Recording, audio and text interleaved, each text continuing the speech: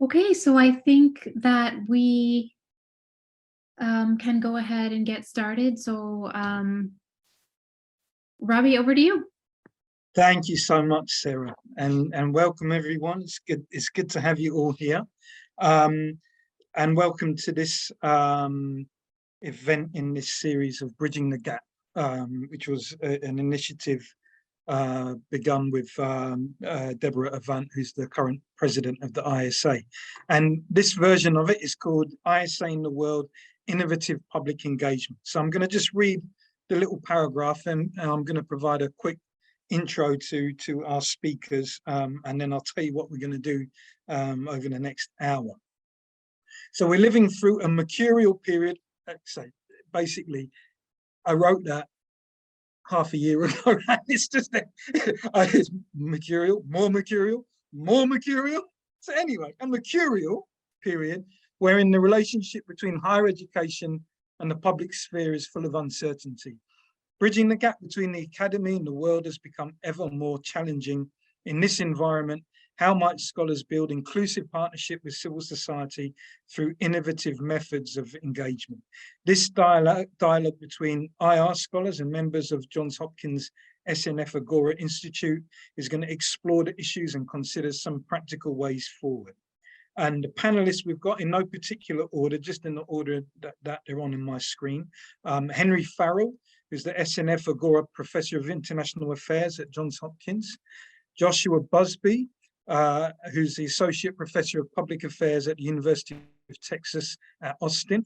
Hahrie, the Stavros Niarchos Foundation Professor of Political Science and the Director of the SNF Agora Institute at Hopkins. Sithembile Mbete, who's the Senior Lecturer, Department of Political Science, University of Pretoria, and Kelebogile Zvobgo, who's the Assistant Professor of Government at William and Mary. So welcome everybody. I'm so glad you're here. I'm going to ask our IR peeps a question. Then I'm going to ask some of the Agora peeps a question.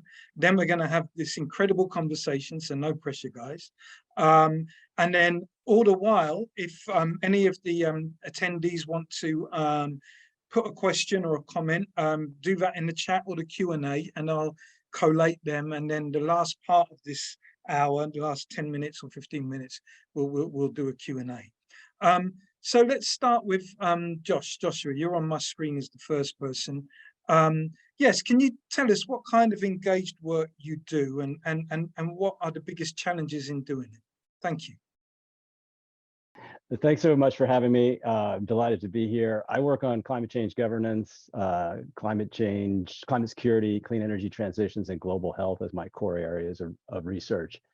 And 4 years ago, I wrote a piece for the Texas National Security Review on 5 different ways of bridging the gap. And those included short form writing for the public, long form writing for policy audiences, policy-oriented courses, grants and consulting, and public service. And at the time, I had published short form pieces in outlets like the Monkey Cage and Conversation, as well as long form pieces for think tanks like the Council on Foreign Relations. I enjoyed affiliations with several think tanks as a non-resident fellow, and I'd led MA courses for clients on topics such as global wildlife conservation and the clean energy transition. And I had consulted for USAID and UNEP and been a recipient of grants from the Department of Defense. But at the time, I had not served in government. And so this past year, I served as a senior advisor for climate at the US Department of Defense. And I continue on in this position half-time right now. And so my remarks today don't reflect official views of the US government. But before reflecting on those different modes of communication, I think the core challenge for academics is having something to say that is useful. I think we're really good at problem diagnosis. We're less equipped to be able to say with much specificity how to make the world better. So I think we should approach this terrain with some humility. More of us could and probably should study what works and doesn't work in addressing problems. And the more we turn our gaze to the challenges of implementation, we may be able to surface solutions that would lead to improved outcomes. Though I think invariably many of the solutions may require social change and political transformations that on some level appear out of reach. But that said, I think more familiarity with the policy process and our specific areas of interest can help us develop more literacy in the available tools and levers that practitioners have and who the players are, something that most of us don't have all that much familiarity with. Now, in terms of the specific modes of communication, what I would say is that when you write for newspapers or think tanks, you aspire to have policy influence based on who reads your work, but you often do not know who's read it. And I think more immediate ways of policy influence are by serving, but that isn't something we can always have control over. I think many of the situations depend on who you know to be able to get a foot in the door. And even then, you just might be a cog in a wider, larger organization and find your voice is simply one among many.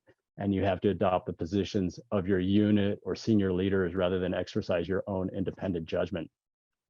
Now, as an academic, you can cultivate expertise on important issues and be asked for your views.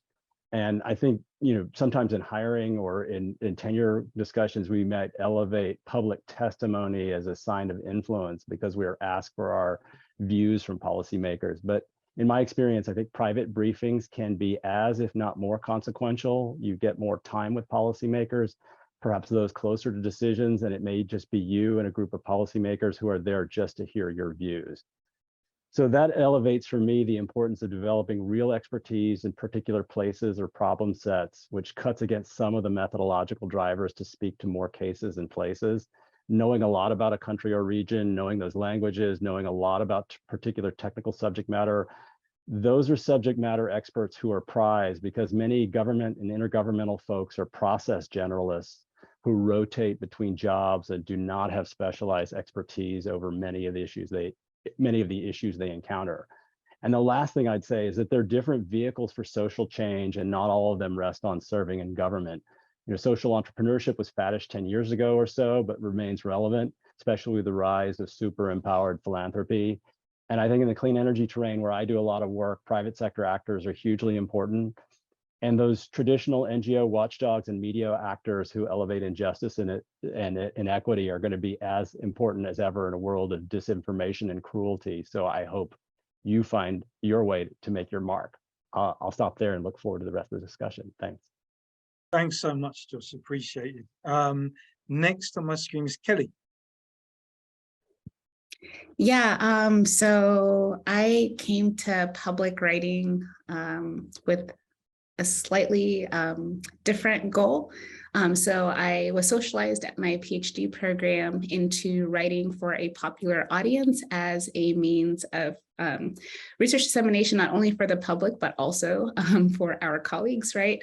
I maybe am the only person on the call who doesn't do this, but I would bet, but others, I don't, go into the table of contents of every issue of every volume of every journal in our field. And so having a piece at Political Violence at a Glance or The Monkey Cage or Foreign Affairs, Foreign Policy can be a way for my own colleagues, right, to in the field in political science, IR, international studies, to gain perspective into my work in a nice digestible piece of 1,000 words or less.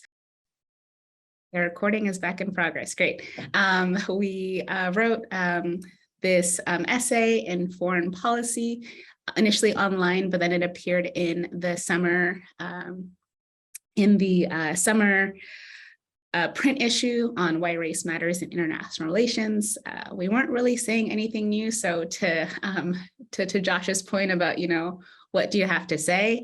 It wasn't new to IR scholars, at least those who've been awake and sentient and paying attention, right? But what we were able to do was to, as one of my friends and mentors, Audie Klotz calls it, provide a syllabus. So to be able to synthesize different debates and be able to characterize where mainstream international relations has been in terms of its race blindness to the issue of race, both on the theory side, but also on the practice side, and be able to bring in and highlight the scholarship, including people on this call like Robbie. And so that kind of then created opportunities where editors at Foreign Policy would then reach out. This thing is happening. Would you be interested in writing a piece on this? This happened after January 6th, as an example. And I will say one thing that's tricky about public communication is that it's not something that we're trained in.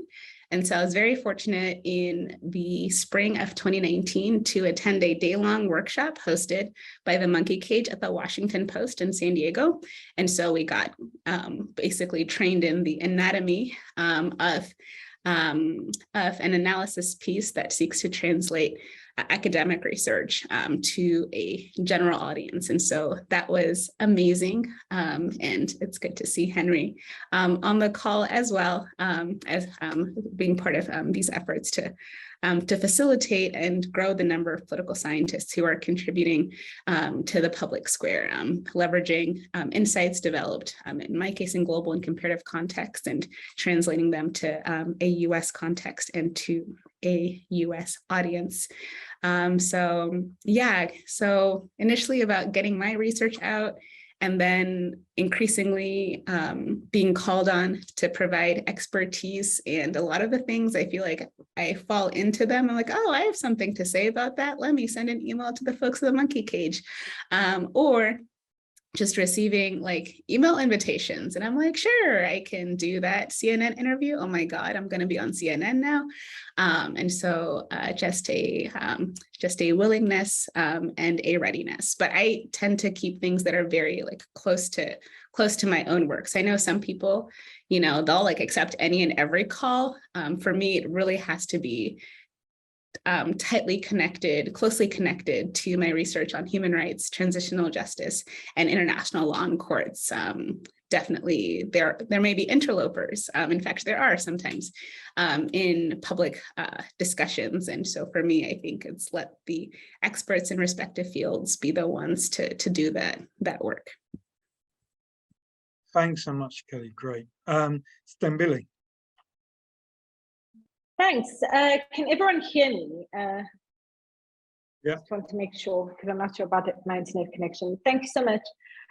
So I am based in South Africa, and the South African context is heavily politicized. And so there's so much, most of our news is all about politics. And so if you are a political scientist at a university, you will be called on to comment on everything.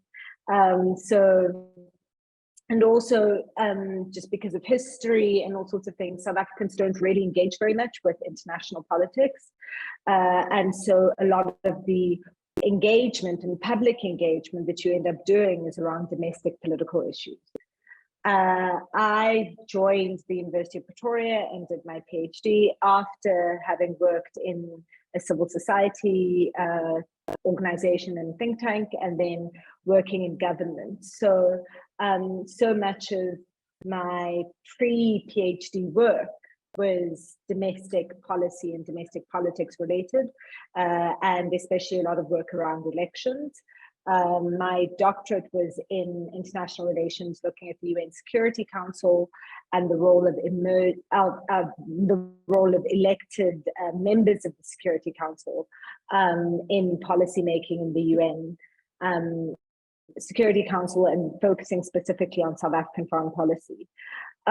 So a lot of my public commentary is about domestic issues, domestic politics and policy, particularly centering on elections.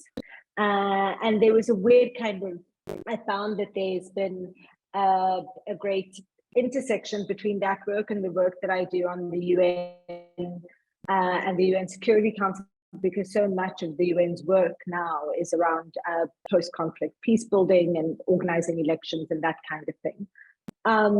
And through the public commentary that I've done, South Africa is going through a whole process at the moment of amending its electoral system. We've got a closed list proportional representation electoral system since the end of apartheid. And so there's a whole move now to amend the electoral system. So because of the writing I've done on that, particularly in newspapers and for think tanks, I was appointed to a ministerial advisory committee to suggest different ways of reforming the electoral system, which, to be honest, wasn't very successful because they rejected the advice that we gave. but it's been good to be involved in that kind of work and to continue with and I consider a lot of the public work that I do is just public education, and because there's such a gap in civic education in South Africa, people don't know how the political system actually works, that the politics affects their lives in really existential ways.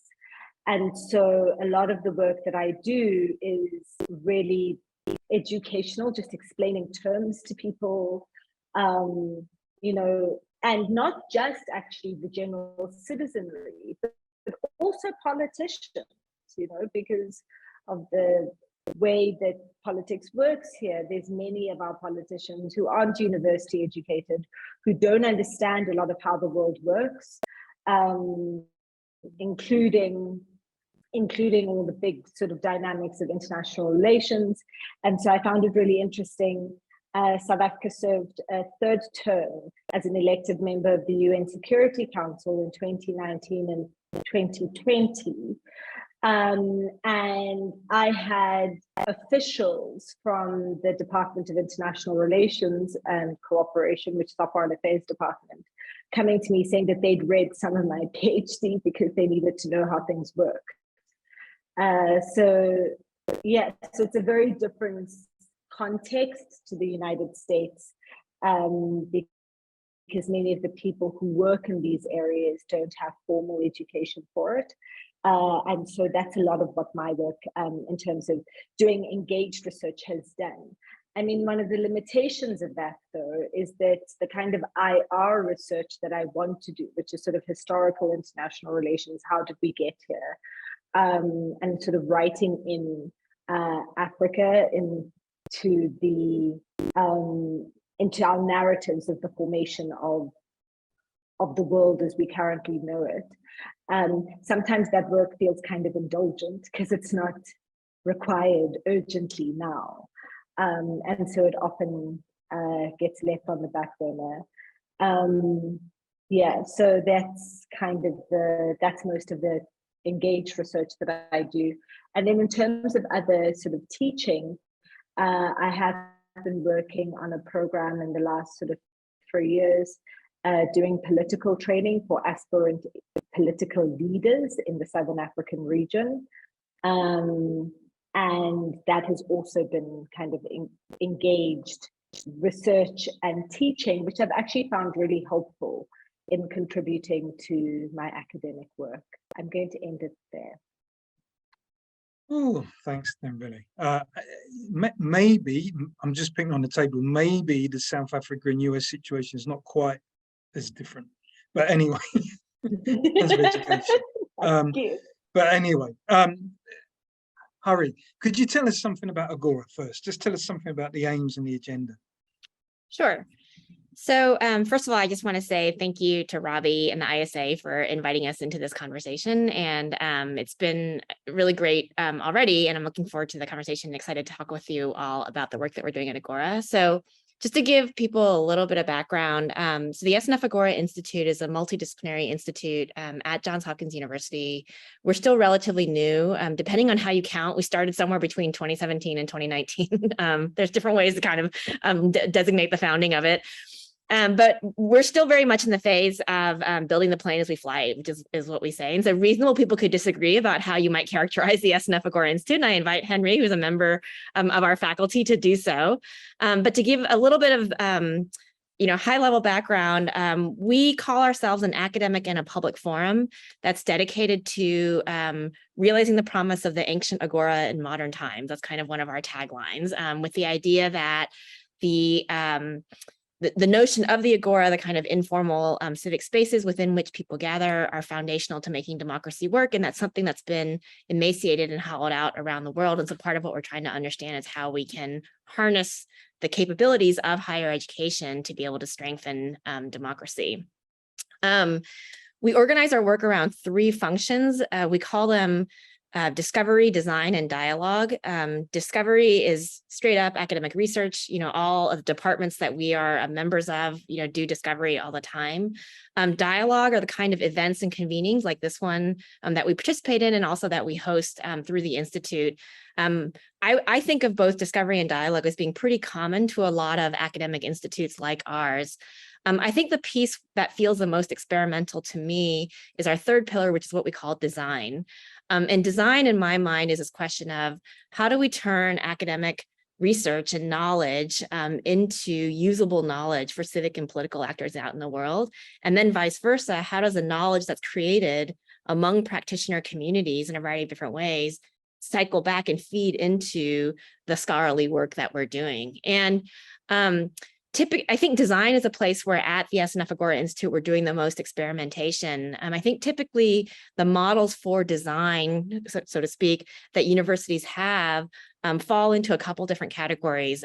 In like engineering sciences, you have people who are doing work that are trying to bring discover things that bring products to market. And one of the challenges that we face in the work that we do is that we're working on problems for which there are no formulaic solutions, right? So there's no top 10 things you can do to save your democracy, right? Or there's no vaccine for disinformation or something like that that's gonna emerge. And so part of what we're trying to do is, like, in the absence of being able to bring a product to market, how do we think about what that design space looks like is one challenge.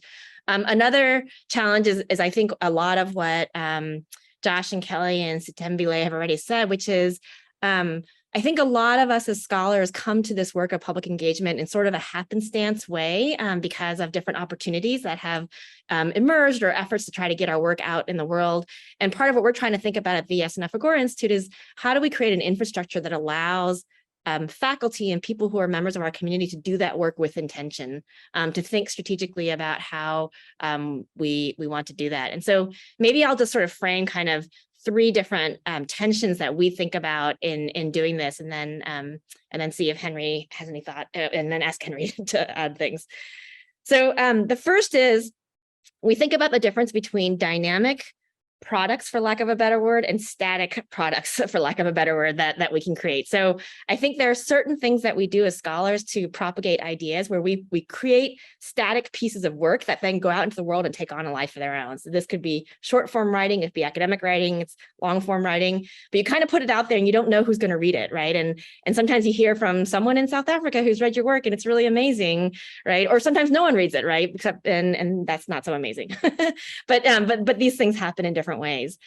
We also think of the dynamic settings that we can create, though, and this is kind of like the sort of private consultations that Josh was referring to, which is, often I think one of the things that we have found is that it feels like the most important work that we do is often the most invisible.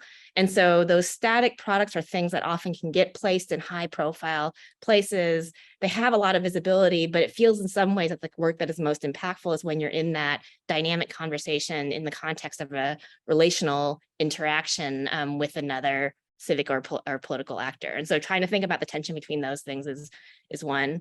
The second is just thinking about who are the range of audiences that we want to think about.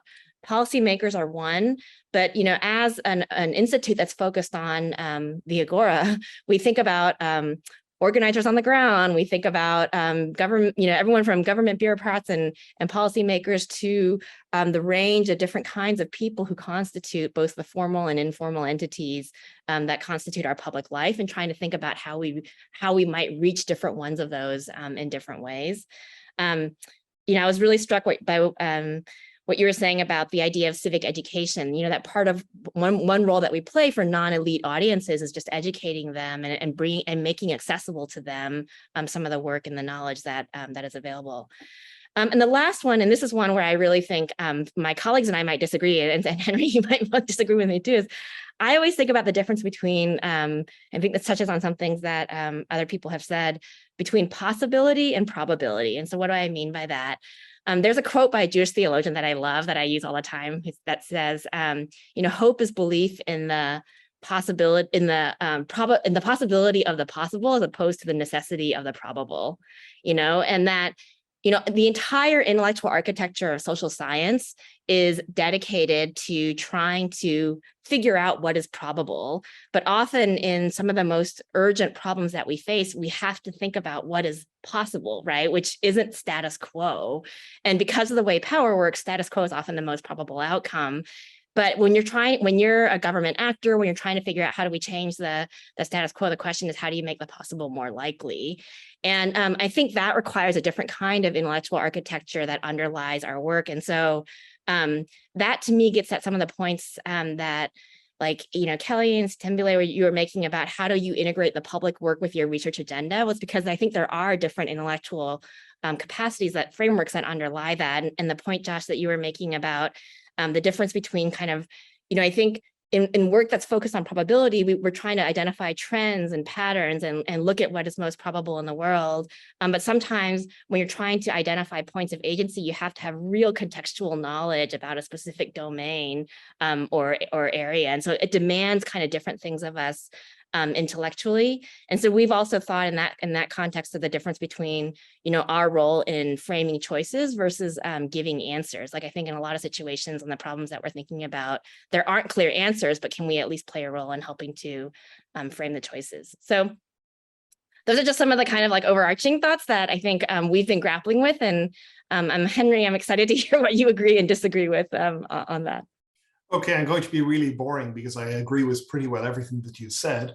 Also, just before I begin, I just wanted to, Kelly said some super kind things about the monkey cage. And I just wanted to say that it's really the opposite way around. We owe Kelly, and I've got to say we've had fantastic people writing for the monkey cage, many people. I've never seen our two editors fighting over sort of whether they can publish somebody's pieces, except with Kelly. She is just sort of this natural superstar who does wonderful things. So thinking about, as Hahrie said, if you think about where the Agora fits with international relations, I think that there's a interesting and complicated set of tensions you could talk about here, which Hahrie has identified, which is, if you look at the first two things, all of these three things together, if you think about dynamics, if you think about audiences, and if you think about possibilities, I think that the way that we think in SNF Agora, and we're a bunch of individuals who are still trying to figure that out, but I think all of us think about this in a way that is a little bit different from the modal IR professor. And here I think if you look at the whole Bridging the Gap project, which this is a kind of a descendant of, the Bridging the Gap project was set up as a way of bringing together international relations scholars with policy-making elites. It's a very elite-focused project, and it is a very, we are in a very elite-focused discipline. Typically in the United States, argument that I see, when we see people talking about relevance, quote unquote, of IR, it's typically grumpy realists arguing with people who use quantitative stuff, and the argument they're having is over, it's over methods. It's also over who gets sort of to be the class leader or whatever. But it's also very much over what is the best way to talk to elites. One thing that we don't talk about at all, and I was really interested in what Sithembile was saying here, we don't talk about how to talk to publics. And here I think that talking to publics and figuring out how to talk to publics is an incredibly important and incredibly difficult thing that we are not set up to do as a discipline. And thinking about it in the terms that Hahrie has laid out, so that first of all, the question of audience is obviously central. So if you're talking to publics, it's a different audience. The question of dynamics is absolutely key, because really what you're trying to do is you're trying to create a different kind of relationship where you are not the expert who is coming in with the 10 commandments. Instead, you're trying to figure out what are the public needs and how do these integrate with your expertise. And ideally, you come away from that conversation with a different sense of what it is that you're supposed to be doing in the world. And this also conducts the questions of possibilities versus probabilities, because I think that there are some incredibly, there's some very good reasons, sort of apart from the obvious ones about professions and how they reproduce themselves, why it's really hard to talk to publics about IR topics. One is that it's hard to convince many people that they ought to be interested in the international arena. This is sort of a inherently difficult thing to do, although perhaps it becomes easier as the international politics become more relevant to people's day-to-day lives in very practical and concrete ways. equally, the kinds of publics that you want to talk to are not necessarily nationally well-defined publics. So if we have massive international problems like sort of the coronavirus or neoliberalism, or call it what you will, which implicate publics across a wide variety of different countries in ways that are really, really hard to organize. And here I think we want to think about, and this gets to what Hahrie is saying, and this is incredibly difficult because the probabilities here are that it's very, very hard to do this stuff. But I also think back to some of Harrie's work where she looks at people who all of the odds say should not be involved in organizing to defend their interests, who actually managed to do this. And I think that what we ought to be thinking about are not just the probabilities, but the possibilities, and whether there are ways we can work those forward. Oh my gosh, man. All right. So a lot on the table. I'm just going to say to the audience, if because this is an Agora. But interestingly enough, it's about as segregated an Agora as the old style was. So there's panelists and attendees. But anyway, if any of the attendees want to put something on the table, now's the time to write it in the Q&A or the chat, and I'll deal with it. But I just want to go back to Josh, Kelly, and Sithembile, just to see if you guys wanted to have any responses or carry on any parts of those conversations.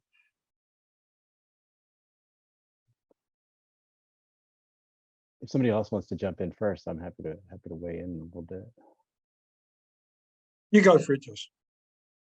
Well, I think it's interesting to think about the kind of elite-centered nature of the Bridging the Gap enterprise, and I almost think that it's been amazingly successful, almost too successful, in that, I mean, as Kelly mentioned, now it's sort of par for the course that the best way to get some of your work out is in short form writing in the monkey cage, whereas those weren't the expectations when I left graduate school a long time ago, that was sort of frowned upon. But now that's sort of like a natural and almost obligatory way to make sure that people read your work, because it's not necessarily, as Kelly suggested, you don't go to look at the abstract of journals and peer through and see what's there. You kind of see on Twitter, somebody has a monkey cage piece that's speaking to something that's happening in the world now and connects to their research. And so if you don't do that, it's almost like professional malpractice.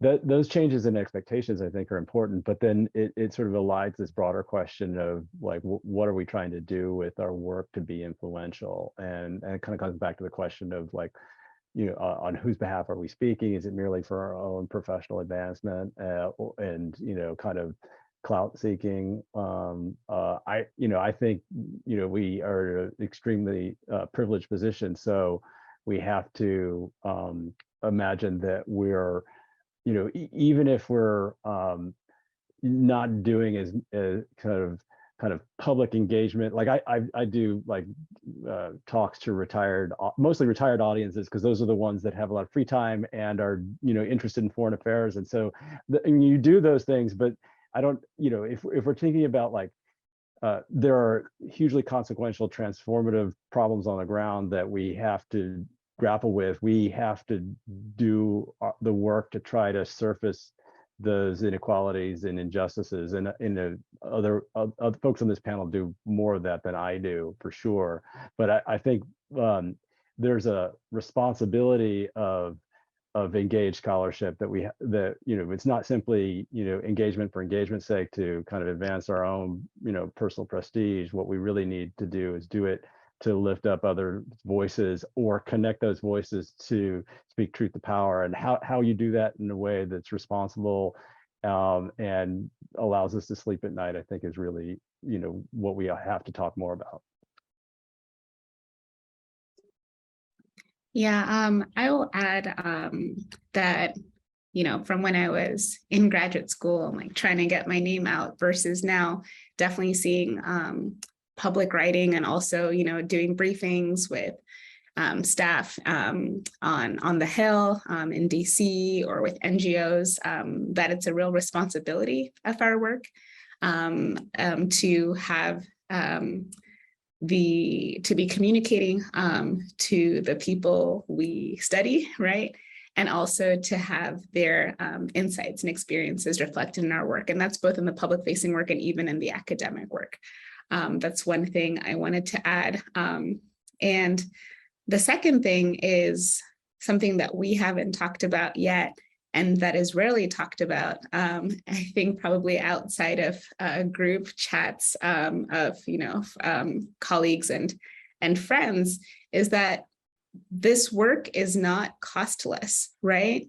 So for example, I think the first time I submitted to I pitched to the monkey cage, Kim Dion was like, "You're not ready yet, but I'm doing it to protect you." Now, she's one of my mentors. And so she was like, wait to have, the best of your work to feature, right? Because there can be professional reputational costs, right? As the more times you shoot, the more times you can miss. Of course, it's also the more times that you can score, right? But just to bring a sports analogy from basketball. And then also, once you are a public-facing scholar, the public can reach out to you.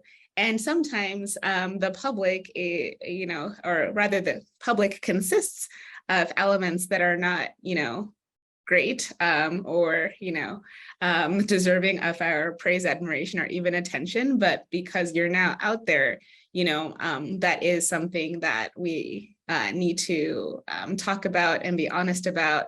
And to Josh's point about how, this is now almost an expectation, right? That you're doing some translational work and universities love it because then they get, their little mention that blah, blah, blah is a professor of this at blah, blah, blah institution, right?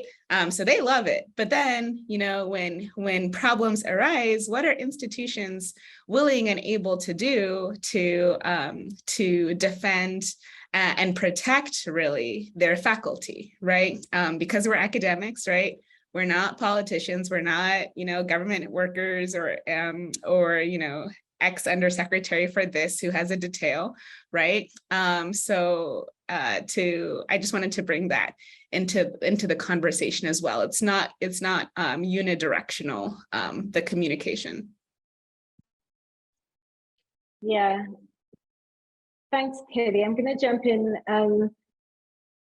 to Henry's point around speaking to publics. I found that a lot of the work that I've ended up doing has been almost translating things that are happening in South Africa or things that are happening abroad to different publics. So kind of two examples of that. After the American election in 2020, and what was striking was, and then everything that came up was leading up to January 6th.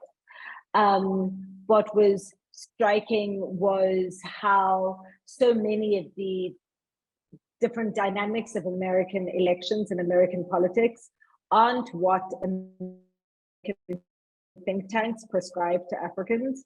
And so wrote an article for a newspaper that's focused on Pan-African news called The Continent, just about how, if what was happening in America was happening in any other African country or in any African country, there would be some kind of intervention.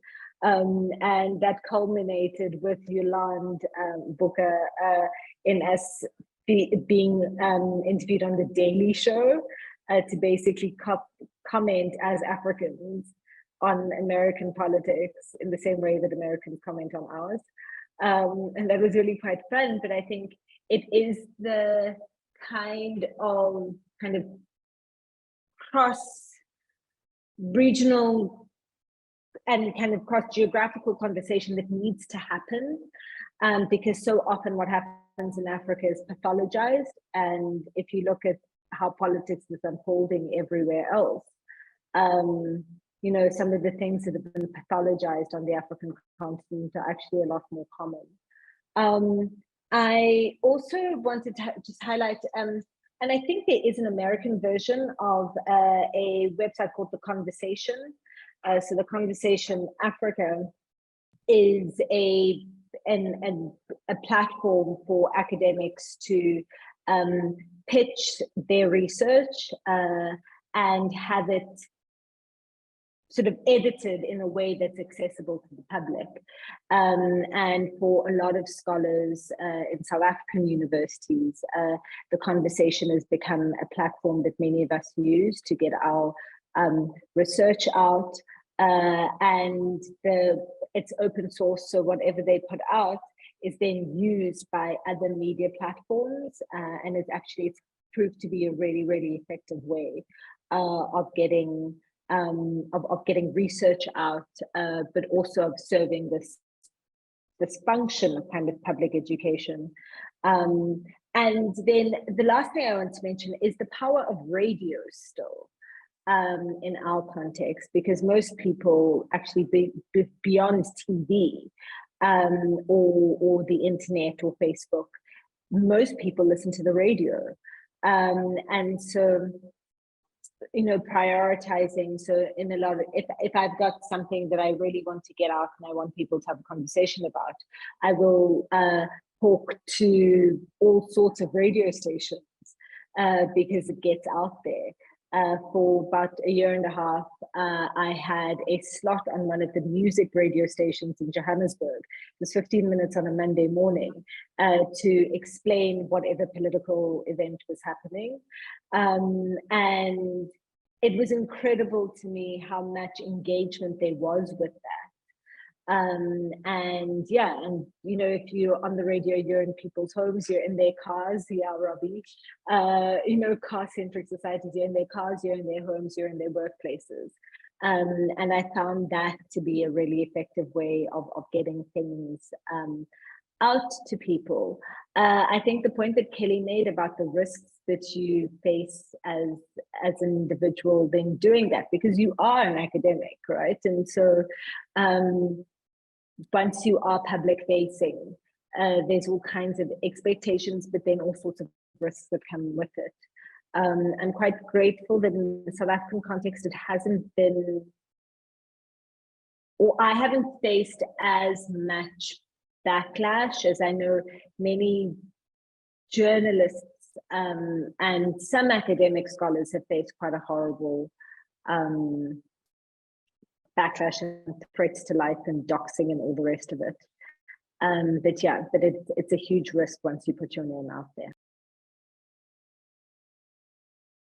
Hahrie, you were going to say, yeah, go on. Yeah, I just wanted to chime in on this question on the table, which I think is a really important one, which is like, how do we as scholars do this work with authenticity? And for all the reasons that everyone's mentioned, I think that's a really hard question to answer. First, you know, for many reasons, you know, one is that I think we are not necessarily rewarded for the work that is the most authentic, you know, and so our universities want to see the byline with their names in it, but that may or may not be, that may be more self-promotional than you know, actually doing the authentic work. Not all the time. I'm not saying that that's always the case, but I think there is a tension there that is worth exploring. And you know, my own research is I'm like the you know, one is not the same as the other kind of thing here. So I'm not an IR scholar, but most of my own research is on collective action and social movements mostly in the US. And, you know, in the work that I do, I work a lot with like grassroots organizers that are on the ground. And there's one organizer who I've done a lot of work with who, you know, always talks about the idea that proximity to power is not power itself. And that one of the mistakes that you know, when he's talking about saying one of the mistakes that organizers make is that once they get proximity to power, they think that that is power, but then they become disconnected from their base and then forget like why they're invited to sit at that table, and it's easy to get co-opted. And I often think about that in the context of our work as scholars, is that I think often it's very alluring sometimes when you get access to that proximity to power, but then the question is, you know, it's why are we there, you know, and what is it that brought us there, and what can keep us authentically there without getting co-opted, without getting you know, and while staying grounded in the things that we want to stay grounded in. I think that's a really tough question to think through. I'm going to intervene. So there's a couple of comments which I'm going to get to, but I want to intervene first and just pick up something that's been going around. So the ISA conference we got in March, whenever it was in next year. The title is, I can't remember what the title is. It's something like high stakes, big problems. It's something like that, right? Without swearing, you know, expletive this, expletive that, right? And just to, I think it was today, Adam Tooze, you know, the kind of public scholar, you know, historian, economic historian, wrote something which kind of chimes with the conversation we've been having, when he's basically saying, so all these economists are unloading on the UK at the moment, go, my God, no, you don't raise, yeah, I mean, you don't cut taxes in condition X, Y, Z. And of course, the answer to that is, well, yeah, and the IMF would be saying that, you know, if it was a different kind of government, if it was a left-leaning government, they'd be saying, you don't do this in condition X, Y, Z. So, and his point is, you know, who are we trying to convince, right? When we write. Or when we do our engagement, and are we actually just involved in an intra-elite spat, or are the stakes high enough for us to think about what kinds of, why do we do this kind of engagement work if the powers that be they don't want to be in an Agora. I mean, they don't care. Do you get what I mean? So who are we trying to persuade, or who are we trying to commune with? So I just wondered if anybody had some brief kind of comments on that. It's been percolating in the conversation anyway, and then I'll finish with just getting to what people were saying in the chat. Go forward anyway.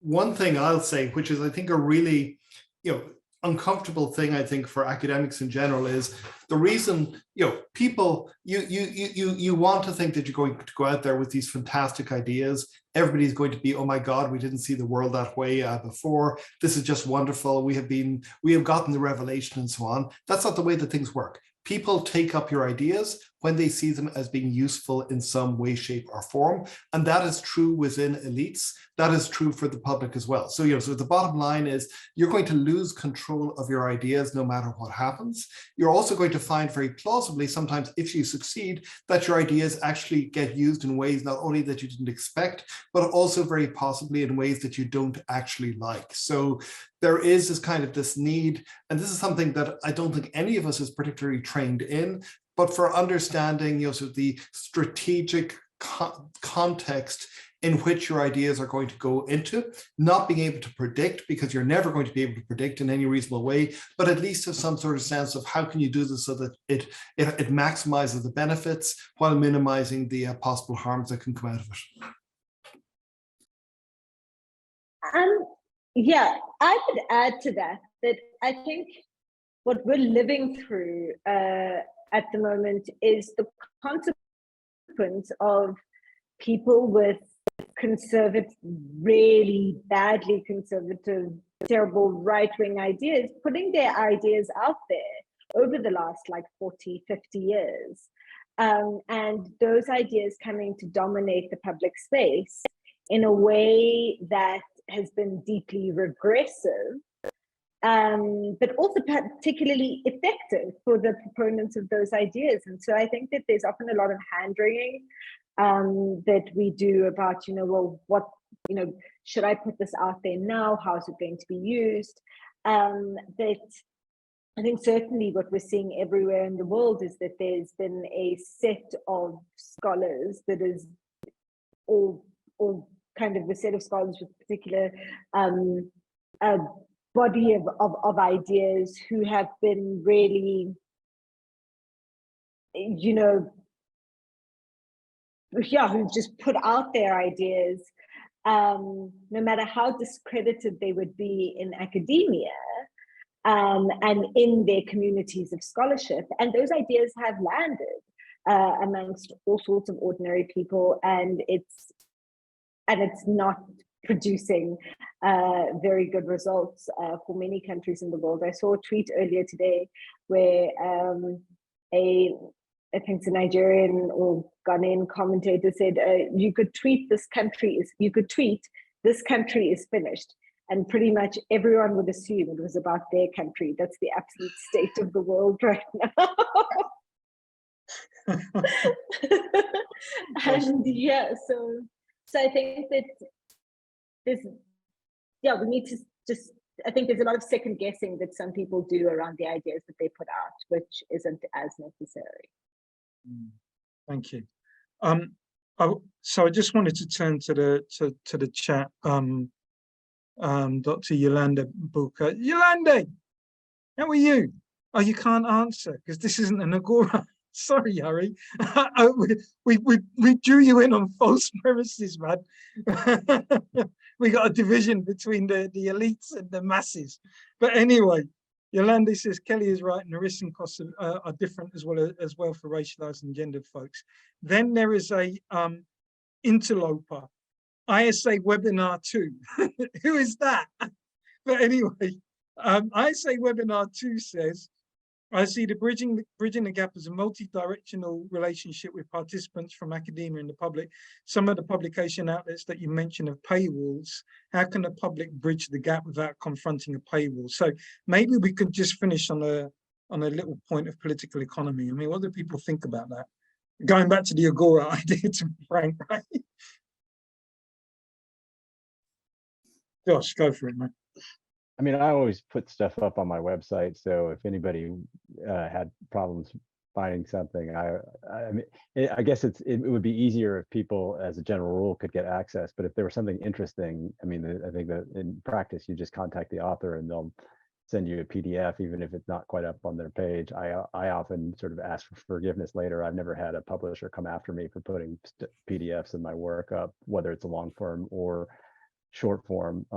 So that's the way I approach it. But it is an issue, but obviously to have the privilege to be able to have a monkey cage under the imprimatur of the Washington Post is valuable, and news has to be paid for somehow, and so there's a paywall there. There are options for students that are often free, but at the end of the day, there's going to be some challenges of direct access, but any scholar will send you their stuff if asked.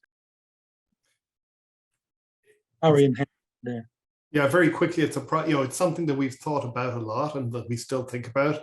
We were just talking about this yesterday. It's a perpetual, niggling concern that there are trade-offs, I think, is a short version. And we have decided that the trade-off of having the opportunity to get people out to a national audience is worthwhile. We also tell people, if you want to put something out, the Washington Post, once it's been there for 72 hours, they basically are not going to care what you do with it.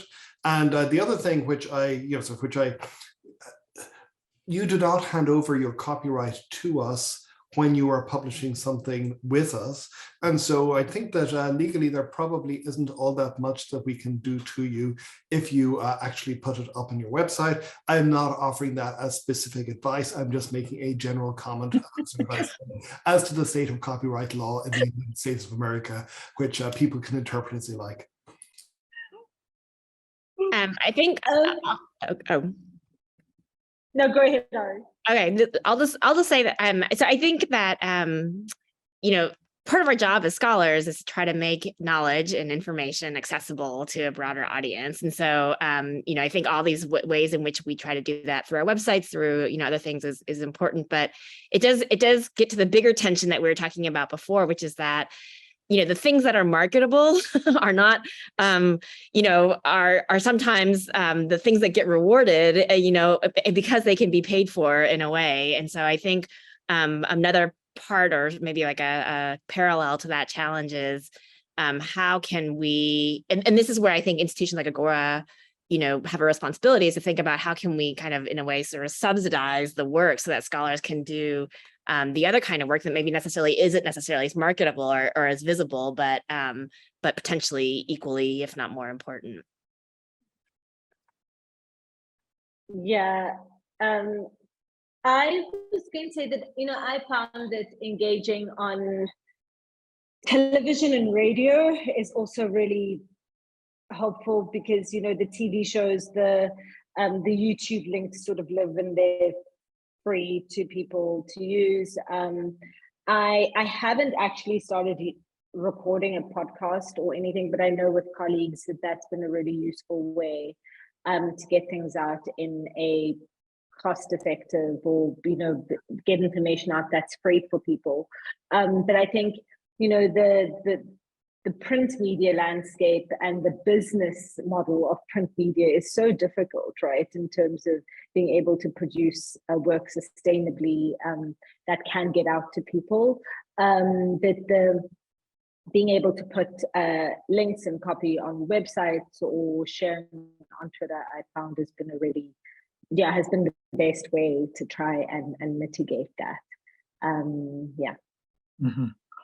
Thank you. Let me just give Kelly the last word. Anything you want to say, Kelly?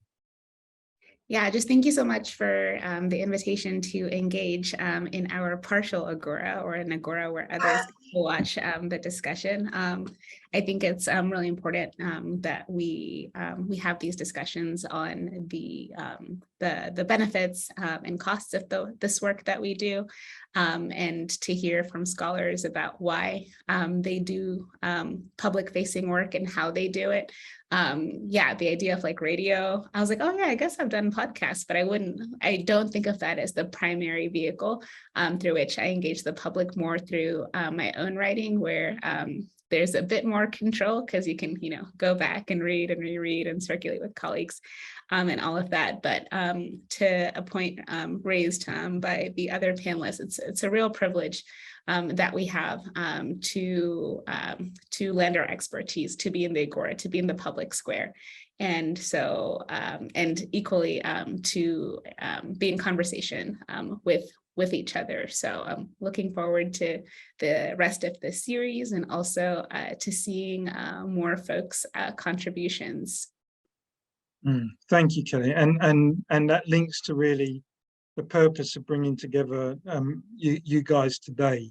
I ask scholars who have been doing this kind of work, and then scholars who have been focusing on the kind of the philosophies and practices of doing engaged work. And I think there's a lot more that we could probably do, although I know you Agora guys are really stretched anyway. But it's good to have this kind of conversation without it just falling back into the usual write an op-ed, done, goodbye. So I think that we in IR need a lot more of this kind of in-depth conversation. So maybe we'll be calling on all of you again, but you don't have to answer. But anyway, but thanks so much for spending your time. An hour is a lot of time these days, so we really thank you for that. It's been recorded, so there'll be a repository for people to consult. Thanks to all the attendees as well, and the people who asked the questions. And we'll see you all soon. Thanks. Goodbye. Thanks, everyone. Bye. It was great. Thank you. Thanks, everybody.